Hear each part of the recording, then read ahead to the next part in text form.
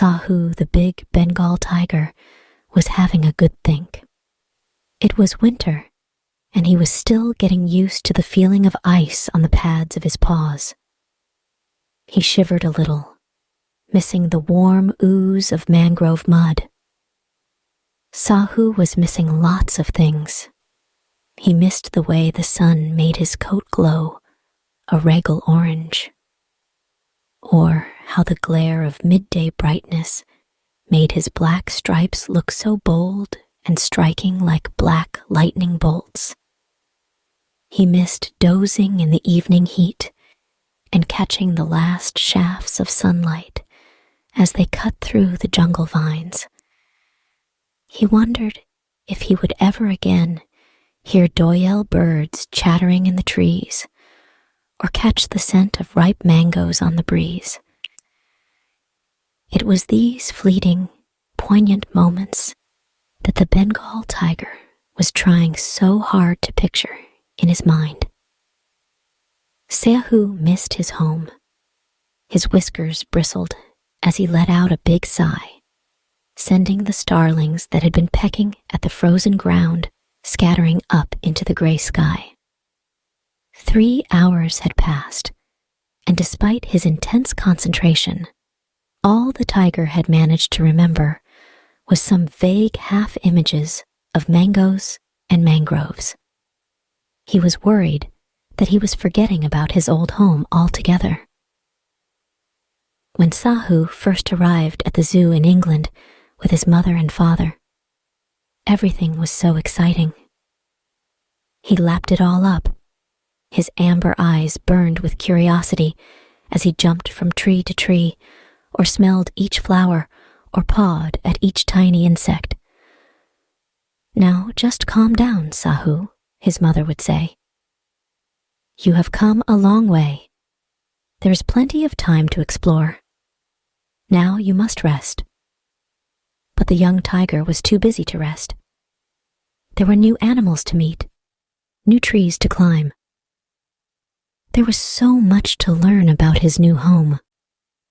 Before the sun went down on that first day, Sahu had bounded around all of the animals' cages, asking them question after question, absorbing the strange exotic colors of the paradise birds and smelling the sweet and unfamiliar smell of the hay in the rhino stalls. But the more he explored, the more Sahu realized how different his new home was to where he'd come from. And now the young tiger was worried that he'd lost all of the precious memories he had of his homeland. He was worried that he had forgotten all about being a Bengal tiger. Sahu squeezed his eyes closed and flicked his tail purposefully from side to side. "Remember," he told himself, "try to think harder." Hours passed. The day grew dimmer, and the rest of the animals started to settle down in the twilight. After a while, Sahu felt someone looking at him. He opened one eye, keen to stay as focused as he could on reclaiming his lost memories. It was Zodi the leopard. "What are you doing?" came the deep, purring voice. "I'm remembering," Sahu answered. "Now if you don't mind." Sahu closed his eye once more and tried to concentrate even harder. "Remembering?" asked Zodi. "Yes.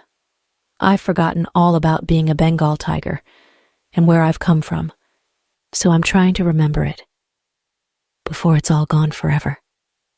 Now if you don't mind." Once again, Sahu squeezed his eyes shut and tried to summon images from his homeland. "You won't get far with your eyes closed," said Zodi. Sahu opened his eyes wide and looked quite annoyed. "I won't get anywhere unless you leave me alone to think," he said. "You wouldn't understand anyway. You're not even a tiger, let alone a Bengal tiger. You're a leopard." "You silly animal," said Zodi, rattling with laughter. Look there." She pointed to a shiny, slick patch of ice on the hard ground. Sahu stared back at Zodi in some confusion. "I think you may have gone a bit bonkers, Zodi," he said, and just then he almost wanted to laugh himself. "If you want to remember how to be a tiger," said Zodi in a kind voice, "just look." "Fine. If you'll leave me alone, then I'll look."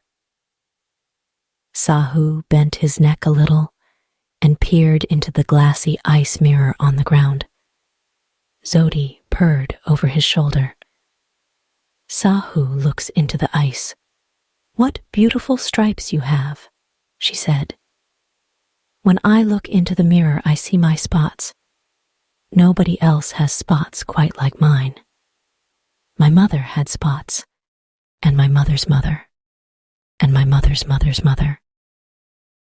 All the way back to when my great-great-great-grandma prowled the grasses of South Africa." Sahu noticed Zodi's eyes get brighter as she pictured the sun-baked savanna and plush green jungles of her home. "When I see my spots," she continued, "I see my whole history, and I will always have my spots." She winked at Sahu. "After all," she said, "a leopard never changes its spots. But don't you ever get homesick or sad?" the young tiger asked in a slight mewl. "Everything is so different here." "We all get homesick," Zodi replied while pawing at the ice. "But look here at our reflections. We are not so very different. You are from Bengal, and I am from Africa. But see how we have the same whiskers. And see here." Zodi cut an impressive jagged line in the ice with her sharp claws and then raised them up so that they shone in the fading light. "We both have these," she said with a grin. Just then there was a great trumpeting sound from the elephant's enclosure in the east corner of the zoo. "Well, that's not so amazing," said Sahu. "We are both cats. But I'm nothing like the elephants over there, am I?" Zodi giggled. "They might look different and sound different, but I'll bet even elephants get homesick too." "That is something you have in common." Sahu looked unsure as he thought that the elephants were far too big and strong to ever be sad. "I bet they still remember where they are from," he said. "My mother told me that an elephant never forgets." Zodi hissed and giggled and rolled around on the hard ground. "That's true," she admitted. "An elephant never forgets." "And I bet the zebras don't get scared," Sahu continued, still a little bit sulky, but starting to smile at his friend's antics. "Haven't you seen them running from the zookeeper's tractor?" asked Zodi. And the crocodiles? Do they get scared and sad too?" Sahu asked. "Haven't you seen them hiding beneath the water?" Zodi replied, as she gave her friend a playful bump with her nose. "We all miss home sometimes, Sahu. But that is why we all look different. We are different so that we can remember. Look at me. I have this beautiful tail, which reminds me that we leopards are the best at balancing up high in the trees." Sahu felt much better and soon began to rumble with a deep purr. "And I will always have my stripes for hiding in the tall grass. We tigers are the best hunters in all of Bengal." "Your stripes go wherever you go," Sahu Zodi said with a smile. "And when the elephants feel sad, they can look at their trunks to remember that they are the best at splashing in the water," said Sahu. "And when the crocodiles feel sad or scared, they can look at their webbed feet and remember that they are the fastest in the river. The young tiger trailed off a little. His eyes were growing heavy, and he yawned without noticing.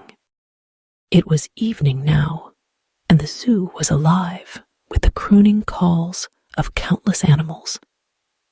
Some were stripy, some were spotty. Not any one of them was the same as the other. As night fell and 1,000,000 stars filled the sky, Sahu began to understand that though all of the animals were different, they all felt the same sometimes. That is when he knew he would never be alone, and that is when he knew he would always carry his home in his heart forever.